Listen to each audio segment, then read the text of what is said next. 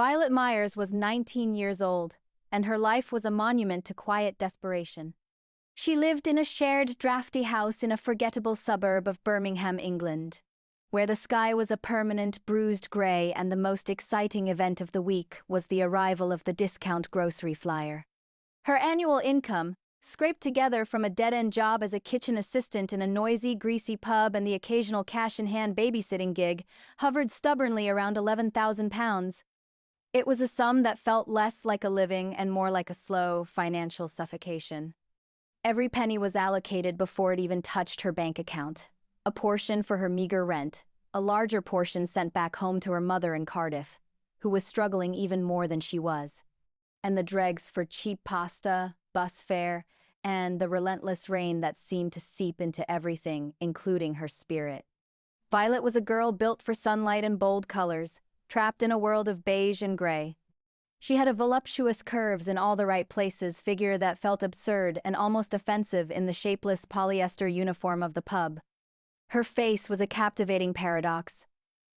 A pair of wide, innocent blue eyes, a smattering of freckles across the bridge of her nose, that gave her a youthful, girlish quality, and a full, pouty mouth that promised something else entirely.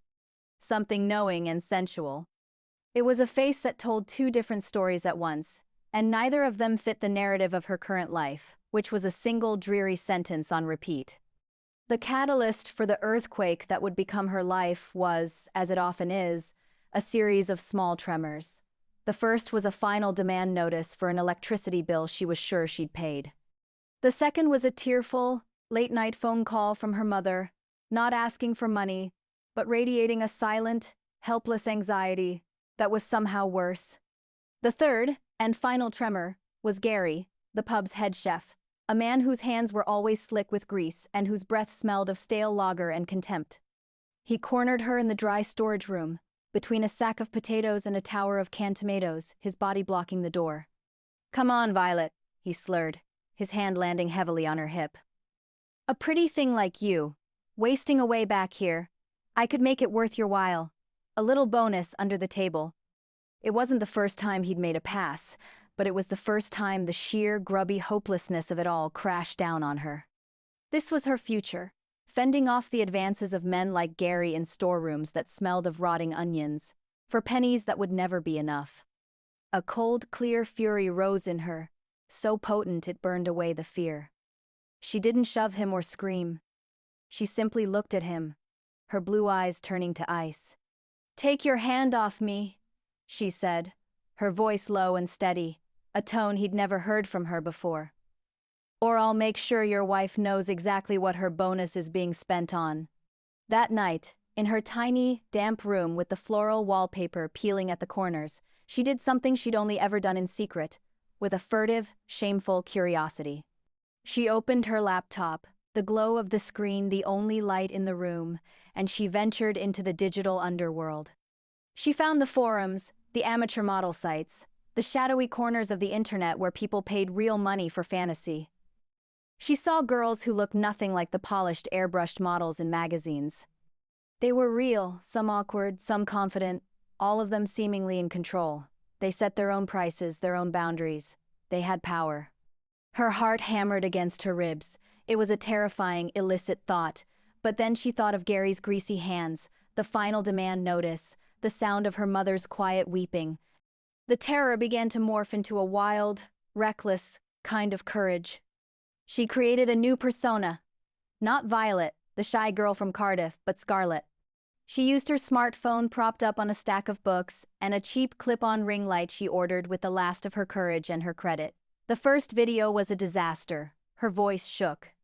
She felt like a fraud. But she posted it anyway. A simple, hesitant monologue. And then she closed her laptop, her face burning with a mixture of shame and exhilaration. She became obsessed. She studied lighting, angles, how to talk to a lens, as if it were a lover. Scarlett grew more confident, more playful. The money wasn't just a trickle anymore, it was a steady stream. Within 3 months, she had paid off her mother's most pressing debts. She moved out of the shared house and into a small, clean, modern flat in Birmingham's city center. It had central heating and no damp. It felt like a palace. Then, the email arrived. It was from a talent scout for a well-known, legitimate adult studio based in the Czech Republic. They'd seen her content. They were impressed. The second chapter of Violet's life was a masterclass in whiplash. The initial giddy high of fame and financial freedom began to curdle, soured by the relentless, acidic drip of the outside world. She was 21 now, living in a sleek, minimalist apartment in London's Canary Wharf, a glass-walled cage with a breathtaking view of the Thames. Her income was well over £1 million a year, a number so abstract it had lost all meaning. It was just digits on a screen, a fortress of wealth that felt increasingly flimsy against the siege outside. The online adoration was a double-edged sword, and she was now feeling the sharpness of the other side. The hate was no longer confined to anonymous trolls, it became organized. Petitions were started to have her content removed from major platforms. She was doxxed. Her mother's new address was leaked online, leading to a terrifying week of strange cars driving slowly past the house and silent phone calls in the middle of the night. Violet was forced to hire a security team for her mother, a constant grim reminder that her choices had consequences that rippled out to harm the people she loved most. Worst of all were the industry voices, other performers, directors, agents who felt she hadn't paid her dues. They whispered that she was a flash in the pan, that her success was a fluke built on a specific, novelty look rather than talent. The criticism was a subtle poison. It seeped into her confidence, making her self-conscious on set. The easy, authentic joy that had characterized her early work as Scarlett began to feel forced, a performance within a performance. The camera, once her liberator, now felt like a merciless judging eye. She started going every day. The silks became her sanctuary, her church. She started feeling strong, capable, powerful in a way that had nothing to do with how she looked, and everything to do with what she could do. The strength she built in the studio began to seep into the rest of her life. She started seeing a therapist, a no-nonsense woman who specialized in helping people in the public eye. Slowly, carefully, she began to rebuild her sense of self, not as a brand or an image, but as Violet. With this newfound core of steel, she made a decision. She would not be a victim of her own narrative. She would take control back. She fired her passive agent and hired a ruthless, brilliant manager named Isabel, who saw Violet's potential not just as a performer, but as an empire. Together, they crafted a new strategy. Violet stopped doing interviews about her work. Instead, she started granting them about her life. She launched a YouTube channel, but it wasn't about behind-the-scenes glamour. It was about her journey in aerial arts, the bruises, the failures, the triumphs. She spoke with shocking candor about the psychological toll of her fame, the online harassment, the industry pressure. She didn't present herself as a victim, but as a survivor. She became a vocal advocate for mental health and for the ethical treatment of performers, calling out the toxic practices she had once silently endured. The public, which had once been so fickle, responded to this raw honesty. They saw the person behind the persona. The narrative shifted. She was no longer just a controversial adult star. She was Violet Myers, the entrepreneur, the athlete, the mental health advocate. She launched her own line of inclusive, high-quality activewear, modeled on her own powerful, curvy frame. It sold out in hours. She began writing a candid, warts-and-all memoir. The story ends 2 years later. Violet is 23.